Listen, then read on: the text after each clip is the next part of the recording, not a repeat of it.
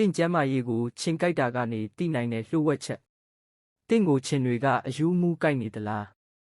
ဒါဟာကံမကောင်းတာတသက်မဟုတ်ပဲတင့်ခန္ဓာကိုယ်ရဲ့အတွင်းခြေတွေကိုဖော်ပြနေတာဖြစ်နိုင်ပါတယ်ခြင်တွေဟာတင့်ရဲ့အသက်ရှူတန်ချွေးနဲ့အရေးပြားပေါ်ကဓာတုပစ္စည်းတွေကိုအာယုံခံနိုင်တဲ့ဇီဝဓာတုဗေဒပညာရှင်တွေပါအစာချေစနစ်ပြဿနာများဦးနဲ့ပတ်သက်တဲ့ပြဿနာဥပမာမှုဆွဲခြင်းဆဲပေါက်ရှိရင်တင့်အရေးပြားနဲ့အသက်ရှူလမ်းကြောင်းကနေဆာလာဘာချက်ပေါင်းအက်ဆီတုံးသို့မဟုတ်အမိုနီးယားလိုမျိုးချင်းထင်းထင်းဒါမှမဟုတ်ခါတက်တက်တွေပိုထွက်လာနိုင်ပါတယ်ဒီအနံ့တွေကိုခြင်ကချက်ချင်းသိတယ်ဟော်မုန်းအပြောင်းလဲများအီစထရိုဂျင်မြင့်မားနေချိန်မျိုးအကြွေကိုဝင်ဆောင်ဟော်မုန်းကုထုံးမှာအရေးပြားအပူချိန်တက်ပြီးသွေးစီးဆင်းမှုမြန်လာတာကြောင့်ထွက်လာတဲ့ခန္ဓာကိုယ်အနံ့ကိုခြင်တွေကအာယုံခံနိုင်ပါတယ်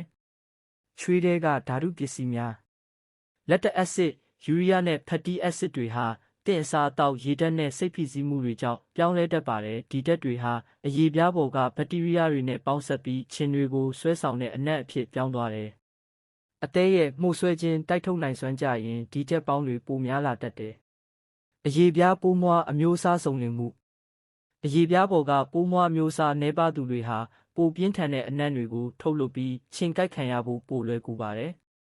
တင့်ရဲ့ခန္ဓာကိုယ်အနံ့ဟာလက်ပွေရတစ်ခုလိုဖြစ်ပြီးခြင်တွေဟာဟန်ချက်မညီတဲ့အတွင်းစနစ်ကိုခွဲခြားသိရှိနိုင်ကြပါတယ်ခြင်အမြဲကိုက်ခံရတာဟာအကြောင်းရင်းရှိပြီးပြင်ဆင်လို့ရတဲ့ပြဿနာဖြစ်ပါတယ်